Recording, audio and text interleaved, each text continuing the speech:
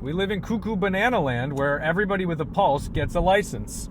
Welcome back, I'm Tedward, and today we're going to talk about 6 simple ways to avoid getting into stupid accidents. And if you're watching this, you're either watching it to say, well, I already knew all those things, I didn't learn nothing. That's fine, good, keep doing the thing, carry on. Or you've been passive-aggressively sent this link because your boyfriend or girlfriend thinks you're a terrible driver and just wants to tell you, like, hey, maybe you shouldn't do those things, but without telling you and letting me do it for them. I also recognize that I'm talking about how not to get in an accident, and of all the videos that I've ever made, this is probably the one that I'll get into an accident while filming. So we're going to try not to do that. But let's start off with something really simple right when we start the car. Connect your devices. Obviously, don't text and drive. We know that, despite the fact that everyone does it anyway. But please, just get your phone connected. Get all the things set up. Being on your phone or like playing with all your devices while you're driving, honestly, I think it's worse than drunk driving, because like a drunk driver is at least trying really hard not to look drunk. But like when you're just staring at a screen or touching things or not paying attention to where you're actually going while you're driving, there's no one to save you. And if you're driving an unfamiliar car, acquaint yourself with the buttons. If you don't know where the HVAC controls are in a new S-Class, it can be complicated. So just make sure you know where things are before you start going, because then you're going to be like, oh my God, how do I turn off this ultra hot heated seat while I'm driving? You know, just know where the things are. So simple one, great. You know that, please be good.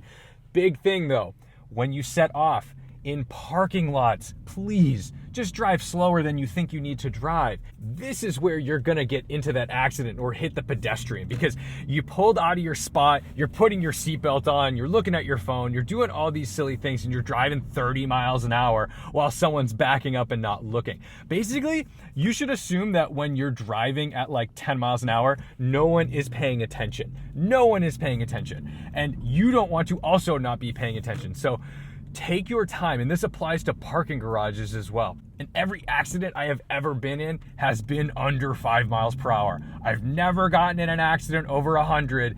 It's always at like 5 or 10 miles an hour. Let's talk about getting on the highway. The simplest way to not die in your car is to not slow down when you're merging onto the highway. I see people stand on the brakes because, oh goodness, a car is coming up behind me. Of course a car is coming up behind you. It's a highway. But the point is to get up to their speed, so that way you're basically at the same speed at the same time, reducing your risk of accident. And you have the yield when you're merging, so they have the right of way. Allow them to just go a little bit faster, but please, please, please, don't hit the brakes, don't slow down, don't stand on those brakes and come to a stop, because all those people behind you, they're gonna kill you, they're gonna hit you, and you might kill them, depending on whose car is safer. I can already see the comments from Connecticut, because like the Merritt Parkway, all those on-ramps have a stop sign at the end of them, which is bonkers, because it means you basically need an all-wheel drive E63 AMG to get up to speed on those highways, because you need like a 3-second 0 to 60 just to not die. So now that we're not texting and driving, we haven't crashed in the parking lot, and we've got onto the highway safely, what's next? Well, don't slow down for cops. Why does everyone slam on the brakes when they see a cop? I'm going 72 miles per hour. Guaranteed if there was a cop on the side of the road right here, this whole road would slow down to about 50 miles per hour, and it would like really disrupt everyone, because everyone's texting anyway, no one's paying attention. So now someone stands on their brakes from 75 miles an hour down to 50. It's completely unexpected, it's completely unanticipated, and you were going a legal speed to begin with. I understand if you're going 100 and you see a speed trap, like sure, bleed off some speed by all means, but don't stand on the brakes. Don't slow down below the speed limit. Just carry on. You know, lift off the throttle. You can bleed off a couple miles an hour. Most state troopers are not gonna nail you for like 76 miles per hour unless your state is just completely starved for money. But I think more importantly than anything else, it's about looking ahead, having a couple chess moves ahead of where you currently are. Here I am on a 3-lane highway, right? I'm going 89 miles per hour. I'm going a little fast, but I don't have to stop because this car is in front of me.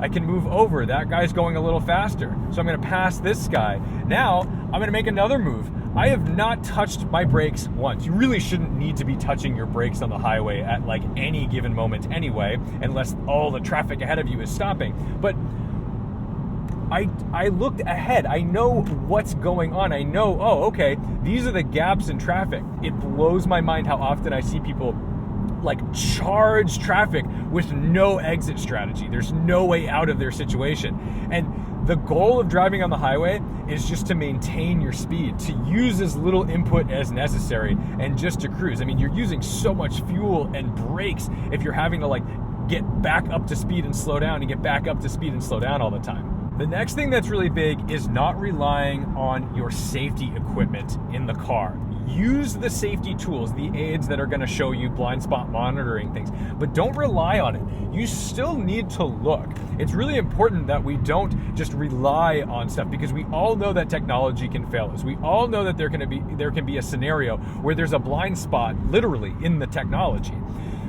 We don't have self-driving cars, although Mercedes kind of does in some very slow situations. But for the most part, there are no self-driving cars despite, Tesla autopilot. It's quite impressive. Even this car, right? If I have cruise control set and then I use this lane keep assist, it will in fact steer itself, but I cannot rely on this to keep me safe. I need to be sure that I am in control of this vehicle and that I know how to turn it off. But more importantly is when I make a lane change, I'm getting that warning and that's great, but I still want to check. I still want to use my human resource as being a driver to understand that I'm not going to hit somebody. Don't just rely on the computers to tell you what is and isn't okay. This goes double for bumper to bumper traffic, where like maybe your car has like automatic braking or something, so you feel pretty comfortable scrolling through your Instagram while you're sitting there. That's when you're going to get in the accident. That's when your car is going to be like, oh, I didn't even realize that was a car in front of me, and it's going to nail them, and you're going to owe somebody a bumper and pay it out your deductible. So I think that's 6 things, right? The most important thing you can do is drive predictably. Don't make any sudden movements. Don't do crazy stuff. Don't stand on the brakes unless you really have to, unless it's preventing an accident. And all those little things that we do that we think are like saving us time, like we start driving before we put our seatbelt on, we're checking our phone after we start moving rather than before.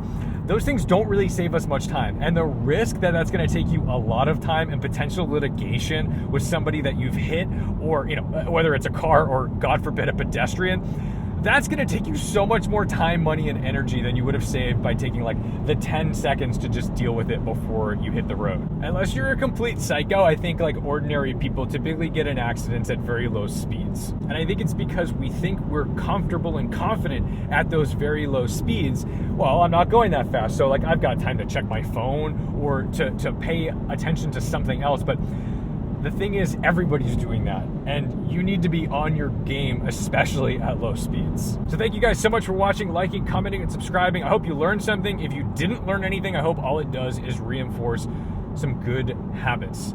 Don't forget to respect the drive, and I'll see you in the next one.